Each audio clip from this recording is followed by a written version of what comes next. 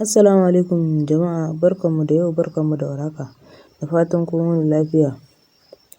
To kamar kullum dai ni ne naku Aliyu A Tech TV, kuma na saba kawo mana bidiyoyi da dama akan wayar Android. To a yau na kawo mana wani sabon application ne na Hausa series. Ok, to wannan application ɗin gaskiya idan kana kallon Hausa series yana da matuƙar amfani. Duk wani Hausa series za ka yi za ka dinga kalla a cikin shi. Yanzu ba tare da ɓata lokaci ba sai mu shiga cikin bidiyon. To kafin mu shiga cikin bidiyo ina roƙonka idan yau ne farkon zuwanka wannan channel ɗin ka daure ka danna min subscribing kuma ka danna min alamar ƙararrawa, ta haka ne za ka dinga samun sababbin fina-finan mu a duk lokacin da muka saki. Yanzu ba tare da ɓata lokaci ba sai mu shiga cikin application ɗin kamar haka. Wannan shine application ɗin, sai mu shige shi kamar haka. To bayan mun shigo yanzu gashi nan zai nuna mana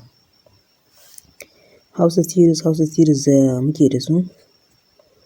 Yanzu kaga alaƙa series, labari na, izzar so, gidan badamasi a duniya, sanda, da aure na, malamin mata, zan rayu da ke, mai kunnen ƙashi, amarya, duk ba dai ne ba lallai sai na tsaya na maka bayani da duk in ka je ka yi downloading ɗin wannan application ɗin duk za ka kalla a ciki. So channel ɗin nan ta Hadiza Gabon duk akwai a ciki ga su nan, duk ga su nan a ciki. Ok, kawai ka je ka Play Store kawai ka danna wurin all ɗin nan kawai ka yi searching ɗin Hausa series.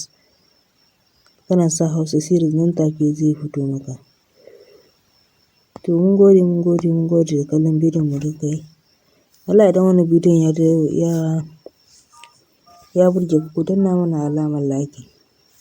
Mun gode.